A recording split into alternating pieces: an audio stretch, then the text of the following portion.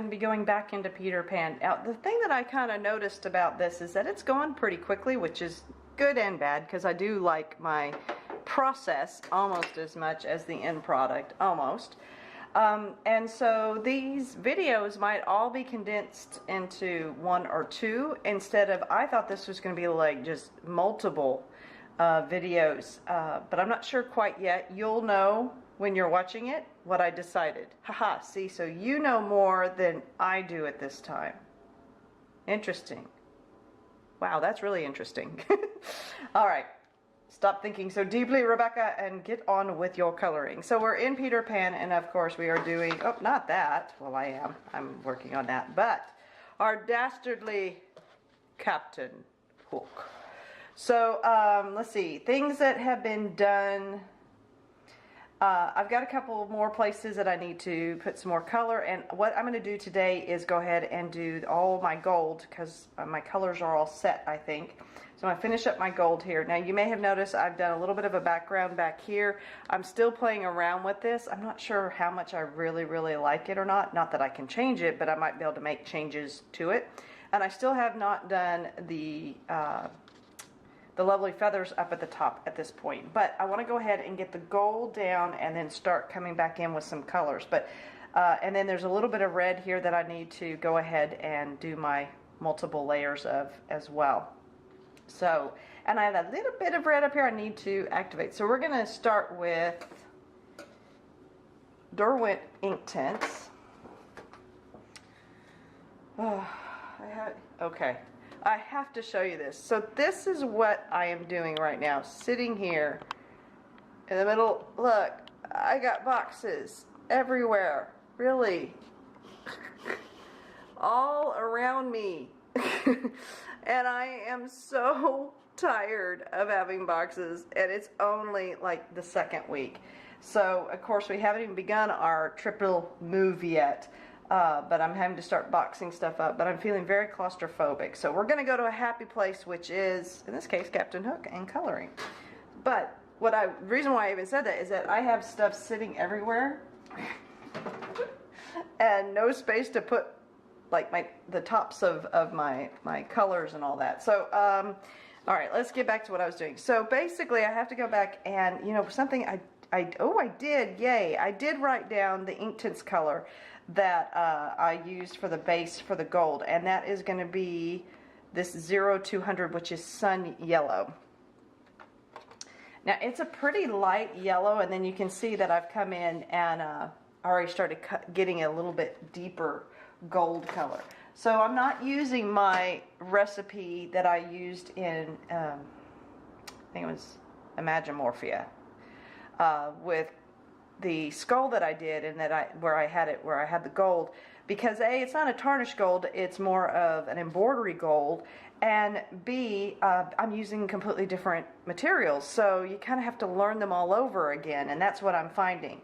So basically what I need to do to start with, just because, and there are multiple ways that you can use Inktense, and as I said, I am not really giving a tutorial or even a product review, other than I really like these things.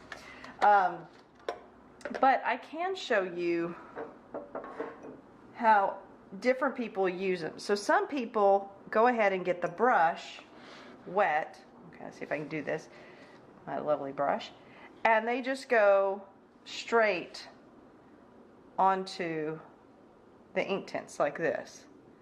And then they take that color that they've picked up and they just put it directly down on the paper. I don't like this as much because I'm having to hold this and go back and forth, and it's not, I'm a little bit more nervous. But for these smaller bits, if I was just doing a really small little bit, then that might be something I want to do. But instead what I'm going to do for me, and hopefully this will be dry enough, is I'm just going to go in, and let me go ahead and zoom you in so that you can see what I'm doing. And I'm coloring straight in. And because I'm okay with the full amount of color on here,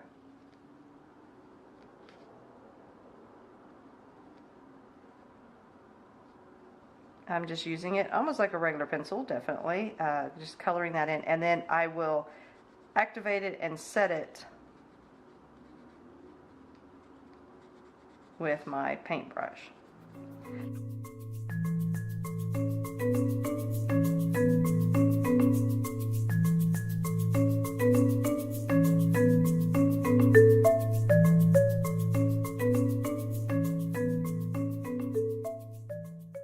I'm very surprised at how quick, like I said just a moment ago, how quick this has been.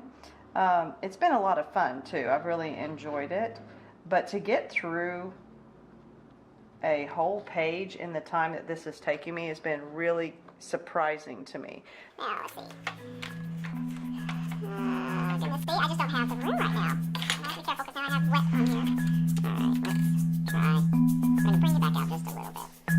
Alright, now we're going to be down here.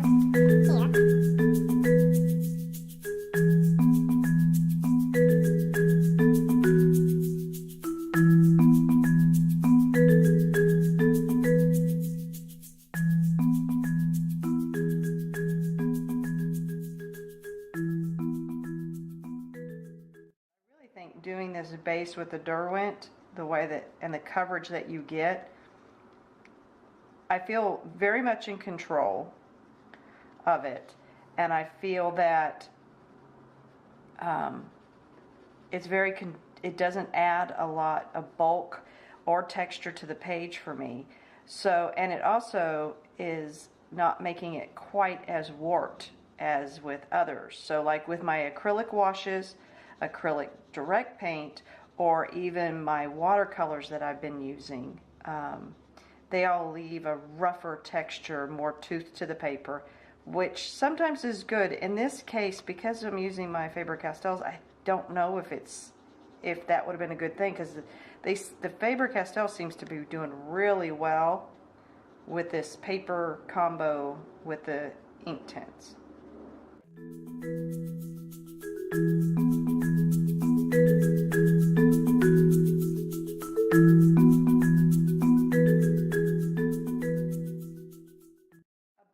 Challenge I think I'm going to be facing, and it's one that already with the gold I'm kind of experimenting with. I have a lot more colors in my Prismacolor to choose from to get some of those shadows like I like, and you know, when I was doing those other color recipes for the metallics, I'm more limited. Now I've limited myself because I am only using Faber Castell for and I only have 36 plus a couple extra that I've picked up along the way in open stock.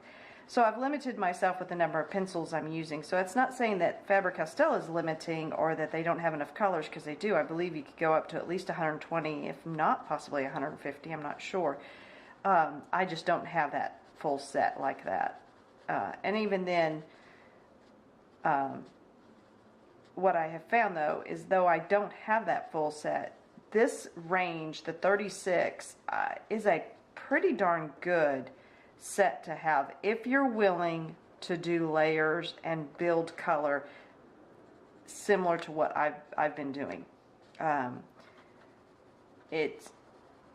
did go out and buy more and I bought, you know, more yellows. Yellows I seem to be very picky with yellows.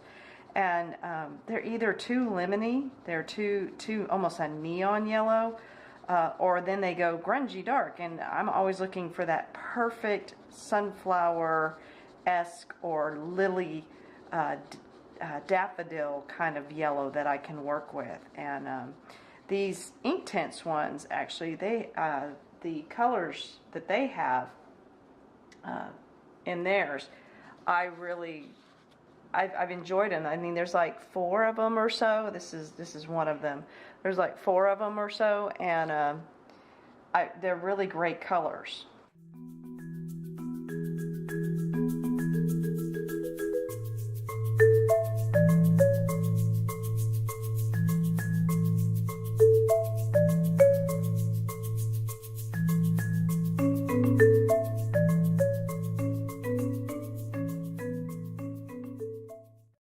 Remember how I was talking about how I couldn't get the black with my Faber Castells or my polychromos quite like I want to, and of course I've used the Micron in here.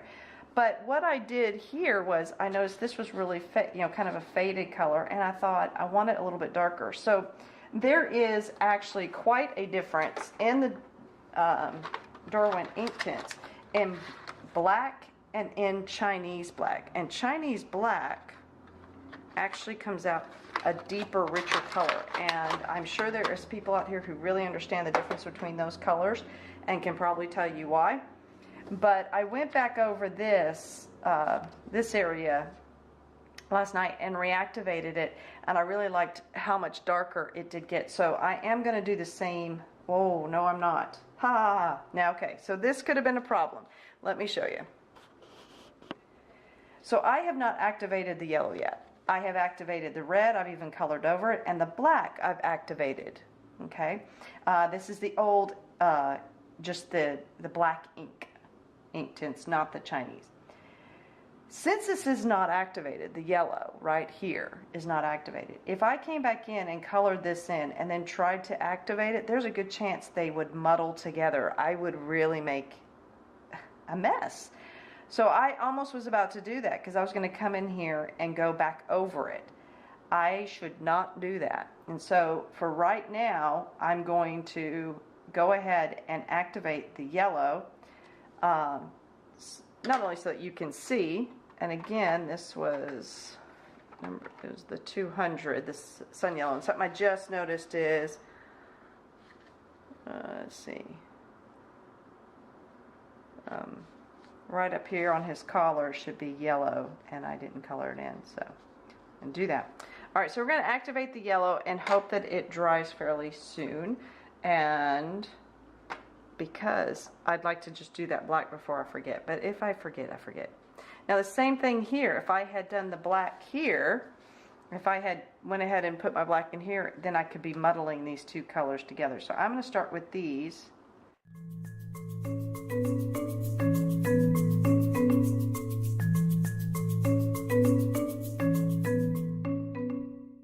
right, so we're going to just start activating here.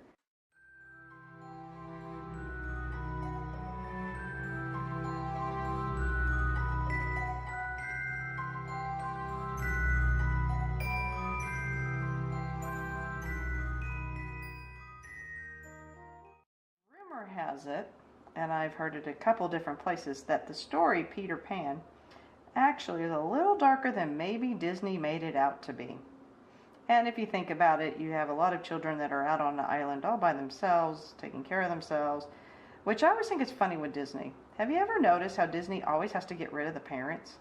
It's like the kids are never going to amount to anything if they actually were hanging around the parents.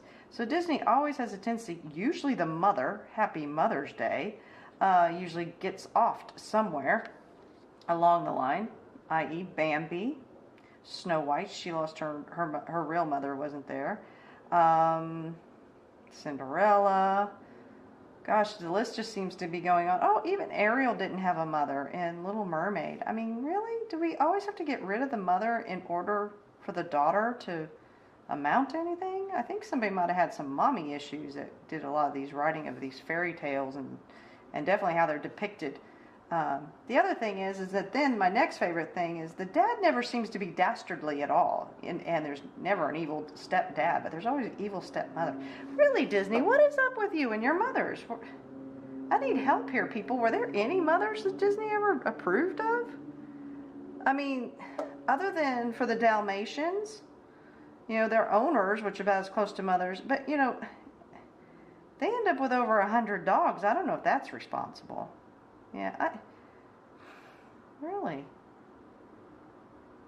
There's always the mother issue that seems to be in all of these stories.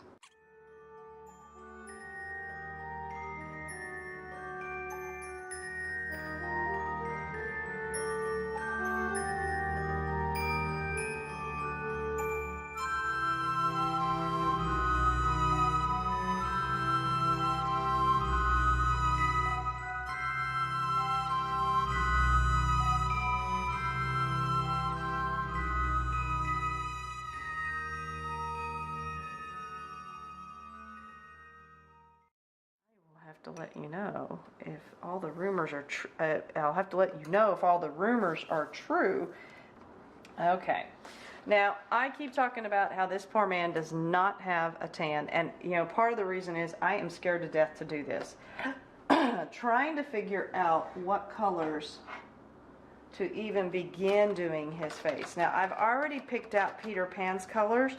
I kind of want to do something a little bit different because he's older and he's more weather worn, but I am very nervous about what colors to try. So I need to check to see what I did for Peter.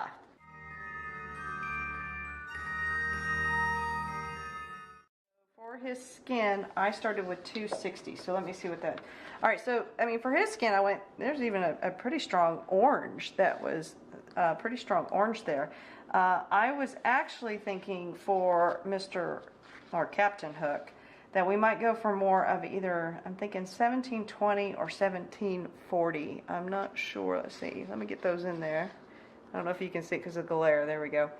Yeah, so the 720 or 1740. I think this is too golden. I like this is just a little bit brown. What are the names on those? Maybe that'll help. Let's look at that. Let's look at the names. Let's see. I am. You can see. I'm procrastinating. You can tell. I don't want to do this. I'm scared about doing this on this page.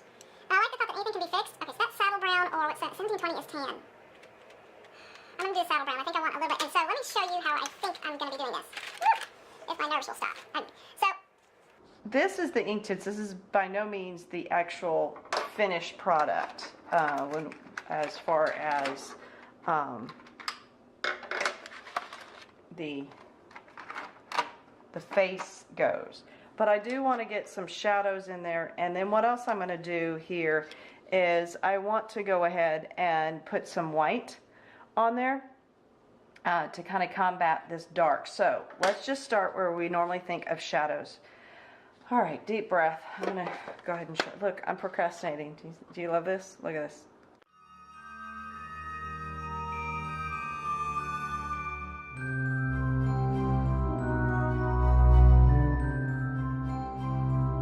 All right. I've sharpened it now. Okay, so I'm just going to go where I think there would be dark anyway.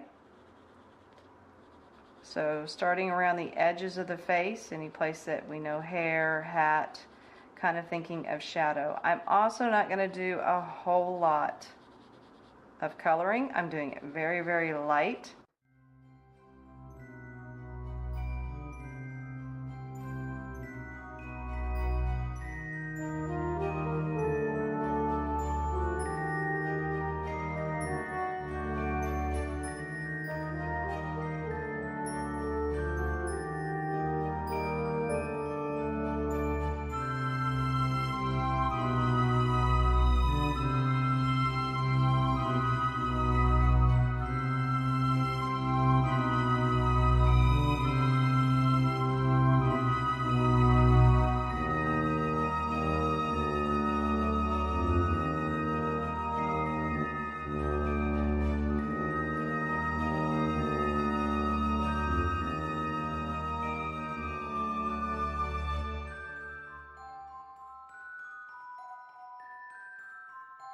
Remember, this is not, this is not the end all. This is not the only pencil that I'll be applying. What I'm trying to do is give it some color definition now.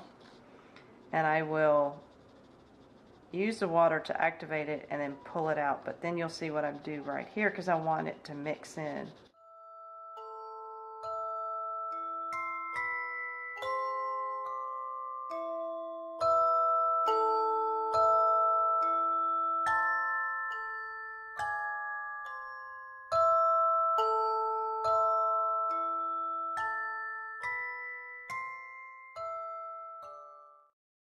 Go a little heavier over and just put some over here really lightly because I'm thinking of his face being in shadow on this side. Again, don't ask me which way my light's coming, and I'm sure that anybody who is a true artist is going, oh my gosh, woman, do some light considerations. I just don't quite get it yet. And I feel like that's something for me to achieve, but maybe not right now. All right. All right, so now this is something to do. Go ahead and use your white from the Inktense because it's antique white, so it's not quite a crisp white, but you can also use it up against whatever you just did, and it'll help blend it out even more. And then when you go in to activate it, it works as a watercolor and kind of lightens it up. So as I've shown here, all right, so I took 0900 and I put it on as heavy as I have here, did not activate it onto this one. Then I took the white and put over it, and that was the lighter color that I came out with when I did activate it. So white in this case does work. I also, as you can see, I'm kind of using as a blender to some degree right now because I want to get some white on the paper. Now the reason I'm doing this is so that when I go back in, all this paper all has ink on it, and so it'll work consistently once I activate it with the with my my Faber Castells when I start coloring kind of with them. So I just kind of use it as a way to blend it out a bit and add some more white ink, which I think is funny, onto the page so that I'll have the same consistent paper or base. The base is consistently going to be the same throughout and not just... And remember, I kind of wanted him, I want him to be tan anyway, so... And, you know, and for right now, I'm just talking away, sure hoping this works. I am totally experimenting.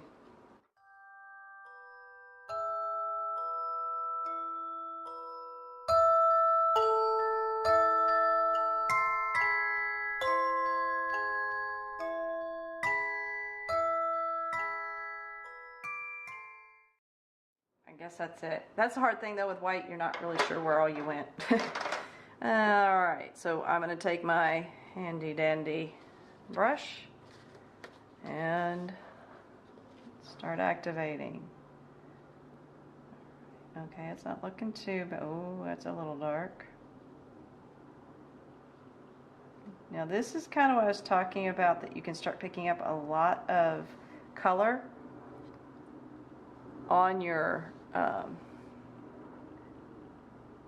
brush, so I dab it off so that I don't start taking too much color with me as I go into other color. Now remember, I want to kind of put this all together because I know it doesn't look like much, but there is ink. There's the white, and that antique white does play a part.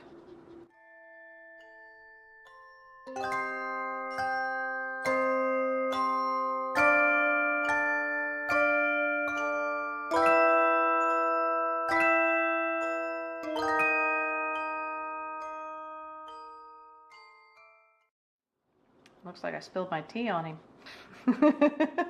He's getting kind of tea stained.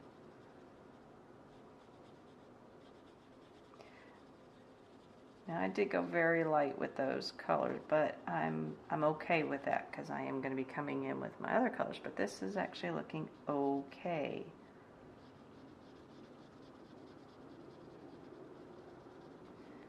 Now, of course, one of the other things that you have to try with all of your books before you do this is make sure that they are compatible with water.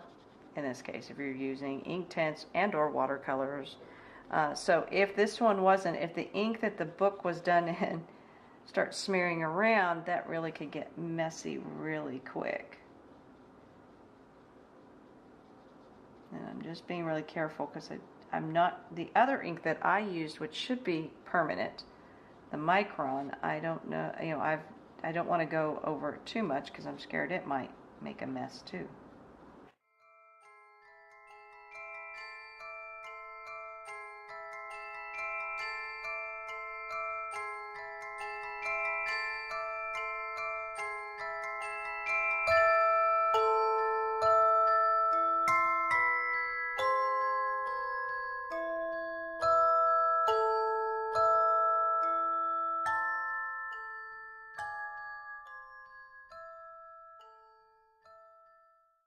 I always think it's funny when I'm videoing, when I'm filming here, I look up and I have no real idea of what colors and things you're actually seeing until, of course, I go back into the editing and start messing with it.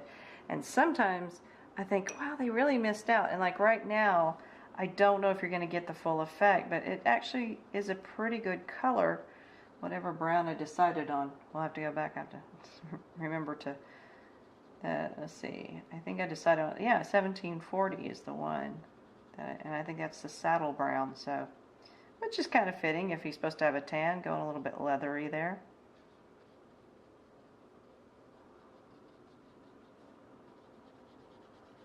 I remember I put a little bit more over here on this side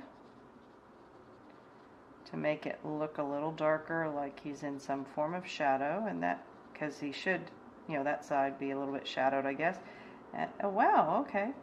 It actually came out okay. You guys must be good luck for me. Yay! That was really scary. But overall, I'm pretty happy with his face there. And I saw his face, and I'm a believer. Yep. She sings. No, she doesn't. She bellows, but she doesn't sing. All right. Wow. Whew. I almost feel like I have to stop right now and, I don't know, go lay down on the couch a little bit. But, oh, there was one other place I need to activate. So here we go. Activate over here. Remember I had that little bit. That's what I did the other day when I colored it with you guys. And then I never did activate it. I figured I would when I did this other stuff. So there you can see it goes from that. And then I will have to go in and do my reds. But that, boy, that one came in really pretty and dark. All right. Okay, I think, oh, here's another place that I need to go ahead and do some more ink tensing. But otherwise, I think we're getting really close to at least the Inktense part being done. I still have, of course, my going in and intensifying the Inktense, but let's go ahead and do that right there. So I believe on that one, what I needed was, let's see, it's going to be that Payne's Gray. One of my favorite ones. If I can find it. There it is. There's my Payne's Gray. I seem to use that a lot. We're going to use the regular. Oh, and before I forget, so there's this other pencil that comes in this set, and it is called Outliner. So from what I understand, and I'm really not sure what you're supposed to do with it, but I'm sure there's some tutorial somewhere. This is not an Inktense. It doesn't turn into ink. It literally is just an outliner pencil that doesn't change into ink. So just be aware of that. It's one of the 72. So I really only feel like you get 71 colors, but I'm not sure what you do with that. But I'm sure more professional, or I should say professional artists at all, know better what that is. So we're going to do that. And then what was the other color that I think I used? For his hair. So we had 2110, which is Payne's Gray, and 840, which is, drum roll please, 840 is your iron blue. Okay. I got too many pencils out. I tell you. And that's what we used for his hair, and I'm using basically the same thing, but I'm using a little bit more of the blue, of the iron blue, than the gray. Unlike in his hair, I use more gray than the blue. But here, because I think it's going to be more of a blue shine, and I'm kind of just going in and doing strokes of where I think, I know it's going to be dark towards the end, the tips here, and then get lighter. So, but again, this is really, I mean, this is kind of the fun part. I still do it in the strokes of the feathers because it starts getting me thinking about where the feathers are coming from, and feathers have an interesting texture. So now I'm going to switch, and now I'm doing the 2010 Payne's Gray. This is one of my favorite ones. It has a steely gray look to it, but we're going to look more towards the places that I know where it's going to be dark. So my blue is more what I consider my highlight. My Payne's Gray is my getting me into the darker parts. So you can tell, I mean, it's really light. And again, I've been using these quite a lot, and I mean, there's hardly any wear on them, and I love that. And that's one thing I like. And then the amount of color that they put down for me then just to work on with my other, it saves a lot of wear and tear on my Polychromos Faber Castells and my Prismacolors, as far as I don't have to use as much of their pigment and color to get these deeper colors that I want. And you can eat up your pencils really quick trying for these really deep colors. Now, I watch some of these colorists on YouTube, and I watch them and how hard it looks like they're pressing just to start off with. And I have great admiration for that, because to me that is a true commitment to color right from the start. But you know, I don't have that in me. I start out slow and light. And these Inktense have helped because they're so intense that whenever I get, it's like, oh, there's some good amount of color there. All right, let's pan out for just a moment. Did you feel that? All right, so his face has the Derwent Inktense on it, which is great, so that I can start working on that at some point. His hook I still haven't started doing, but I do also have these lovely feathers. And if I'm obviously going to do the sky over on this side as well, and the idea behind here being that I kind of want it to look like a very stormy sky for the ocean behind him. I love doing backgrounds, but this one's been very intimidating, and I'm not 100% sure I'm sold on it, but you know, it is what it is. I'll have to see how it ends out. So I am going to stop for right now and go take a quick little break, and then probably what I will want to get done is start working on his face some more. So we will just be back in just a moment. I just realized actually there was something more that I wanted to do, and I think this is a great opportunity to show you. So another way that, as I was saying before, is you can take it directly off of the pencil itself, which is kind of a neat way to do it, and it's very intense color that you're bringing. So remember how I said there were some places with the black wasn't quite as dark as I wanted? So what I'm going to do is I'm actually going in with the paintbrush right now, and I'm painting on the ink that I just took off of the tip of the Derwent Inktense pencil itself and directly on. This also is for two reasons. Number one, I wanted to definitely show you that technique a little bit more since I didn't use it with the yellow. I have to be very careful because I don't want this to get yucky and into that yellow that I have done, which is dry now, and that's important because I won't be able to reactivate it. So some things to keep in mind with Derwent Inktense. Once it's been activated, you can move it around for a little bit like a watercolor, but then it is permanent, that color. It becomes permanent. You're not going to reactivate it by putting water on it. The other thing is being able to do this, which there's a lot of things like Neo colors and a few other stuff that people use that you can take directly off. And it also saves on sharpening and wearing down and losing any of that color if you do it that way, which is another reason I totally understand why people do it. But the other reason I'm doing this is, as I was telling you, so this is Chinese ink, number 2030. And Chinese ink appears, and again, I'm sure that this is a duh moment for people who work and have done a lot with paints and stuff, that Chinese ink appears to be even darker than the just plain Derwent Inktense ink color. There's two blacks in there, and this one is one of them, and it just seems to appear darker. Now maybe it's just a more, and this is a weird thing to say about black, but a more vibrant color black. Plus again, I can get pretty darn intense with these because I am reaching down and actually coming directly off of the ink, the pencil itself. So I'm just going in and making this a little bit darker than it was because the other just the black ink wasn't quite enough I didn't think it was dark enough.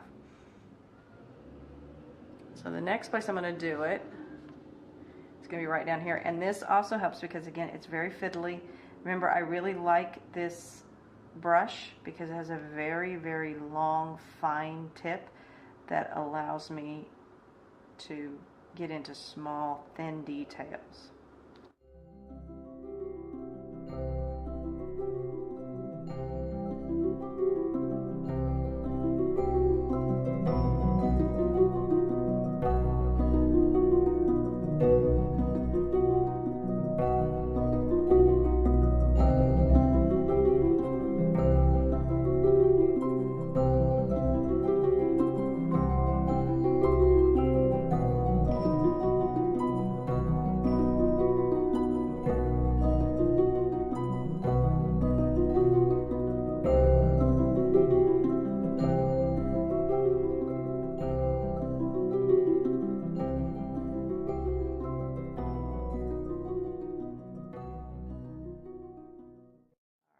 There we go.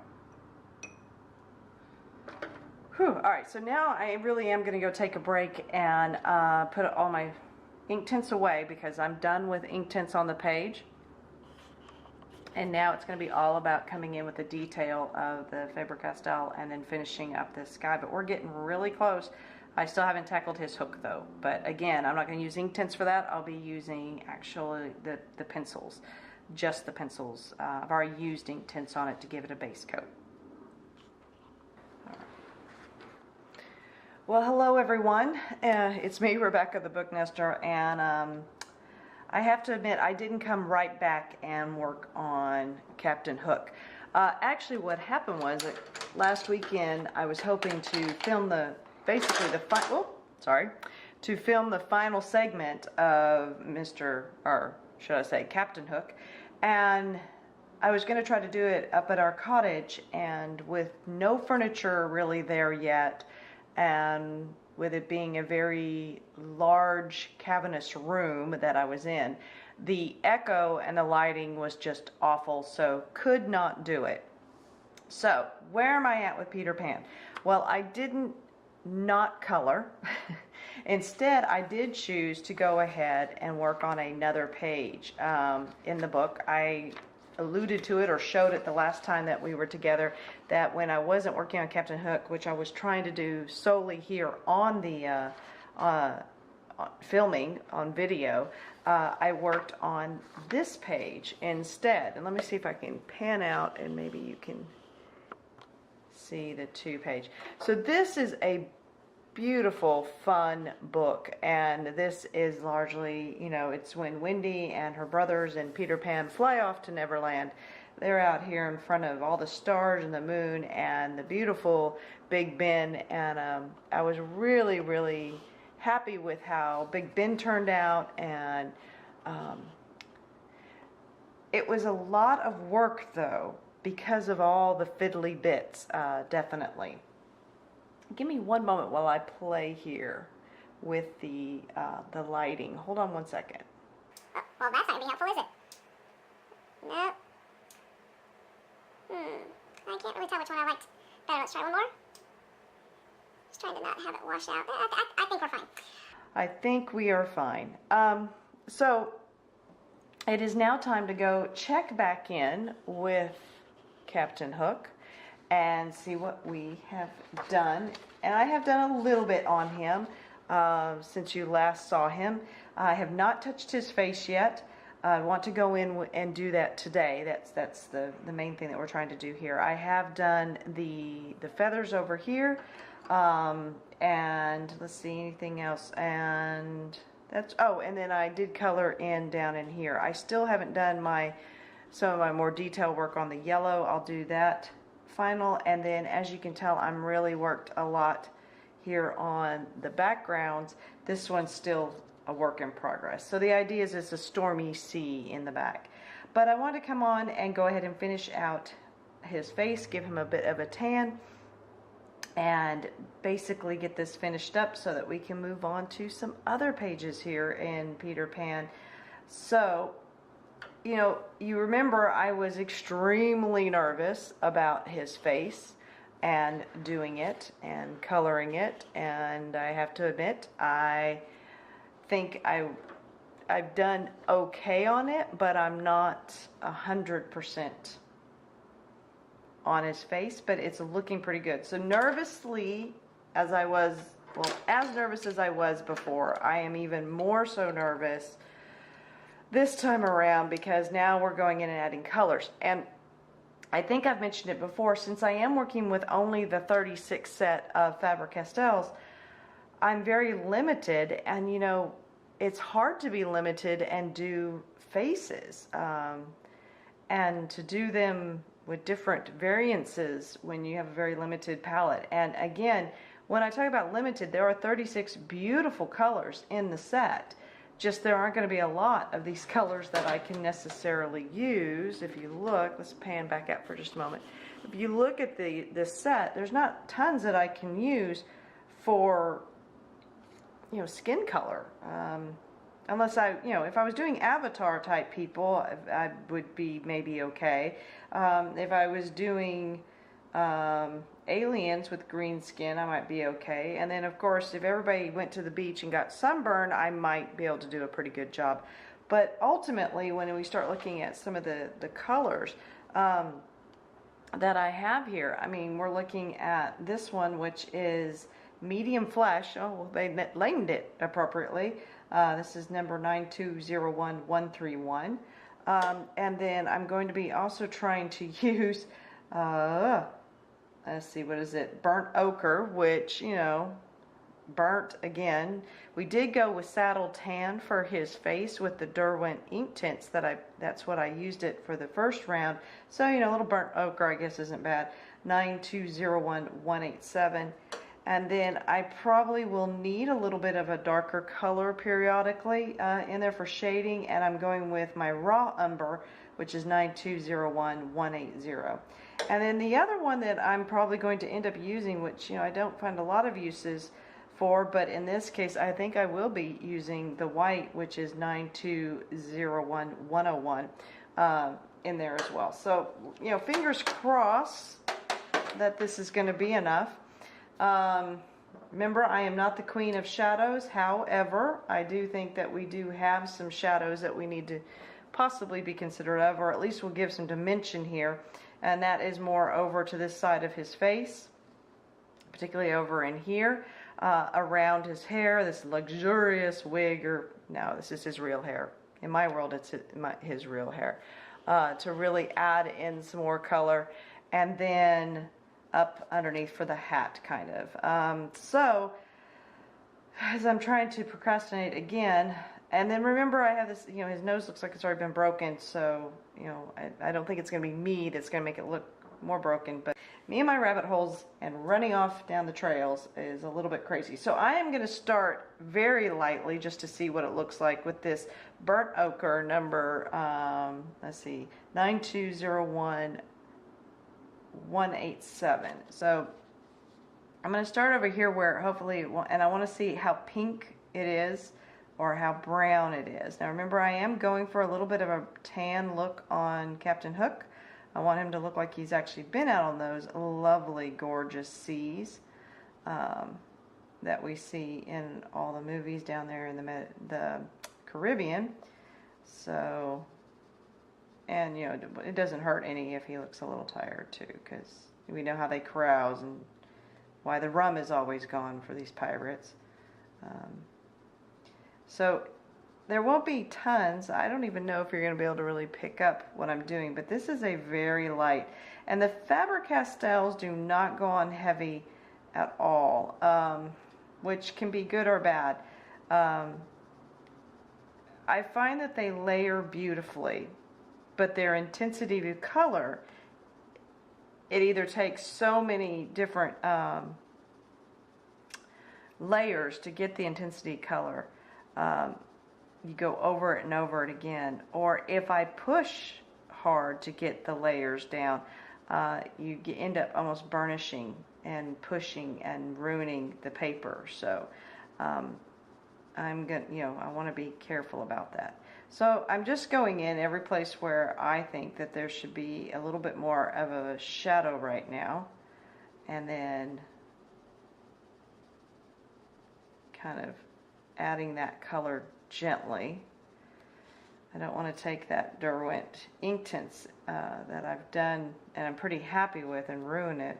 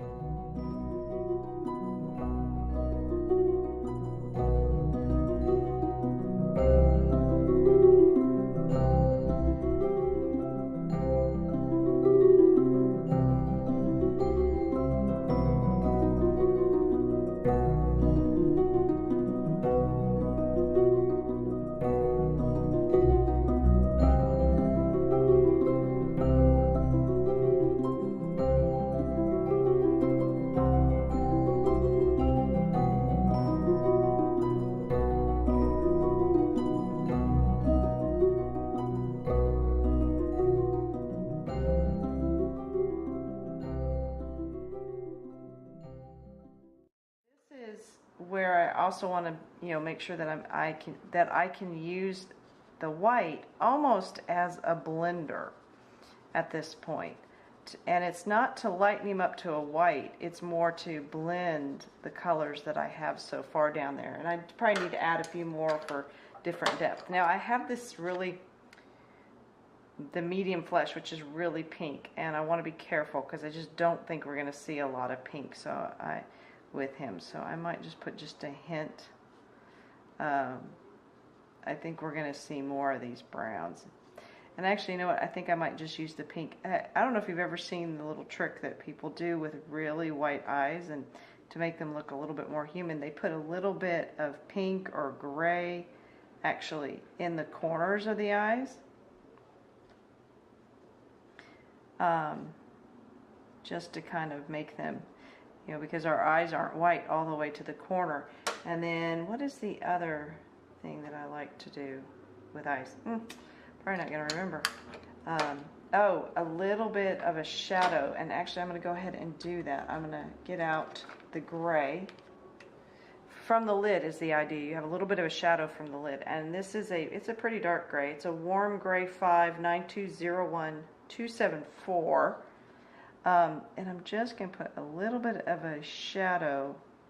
Again, I don't know that you can pick it up, but underneath that eyelid there. I don't want to do it too dark. But think about your eyelids do make a shadow in your eye. So here we go. Ugh, this is hard to do. And it also will kind of pop the white a little bit more, making them look a little bit even whiter.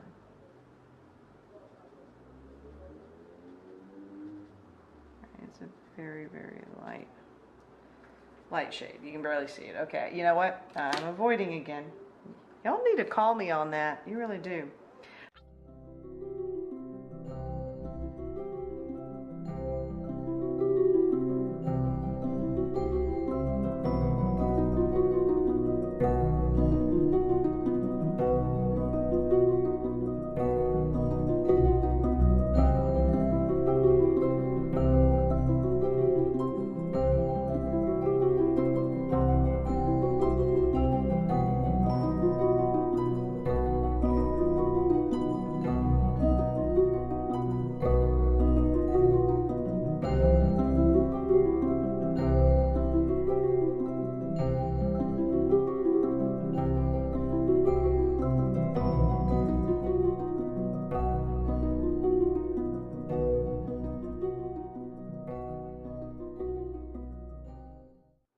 So he's almost done. Actually, I'm going to go over him with the white. He actually came out a lot better than I thought.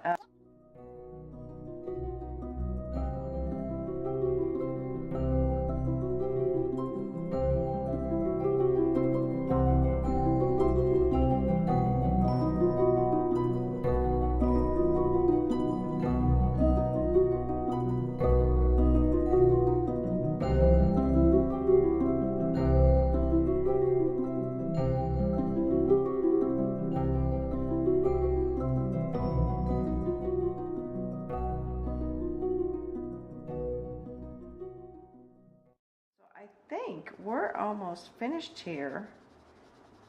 And I've got a good color on his face. Again, I think that the light might be playing tricks on us. I will, once I finish the entire page, which all I need to do now is finish up my background here and play with his hook a little longer. Do a little bit more on his hook, and then let's see, and then down here I still have that bit that I need to do with just putting in some shadows here. Once I get done with it, I will take a picture of it completely finished, and I will post that at the end of this video so that you can see what the end product is. But I'm pretty darn happy with how he's coming out so far, and then maybe I can get a better shot of the color of his face. Of course, now I'm looking at it going, maybe I'll just do a little bit more, because sometimes that's the thing I found a lot of times is I need to be more adventurous. I need to push a little bit more, and then I'll get even better results.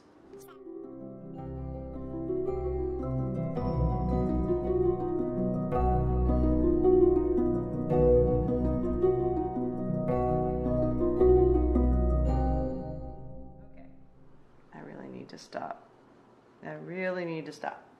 Alright, so like I said, I just have a little bit left to do. I will take another picture with him completely done. I'll put it at the end of this video. Thank you so much for being with me during this. I hope there's some things that you kind of took to heart and learned. Like I said, I've done the feathers. The feathers were done exactly as the hair was done. I hope that you got some tips. And, I love hearing your comments and look forward to seeing you very soon. So keep coloring those pages.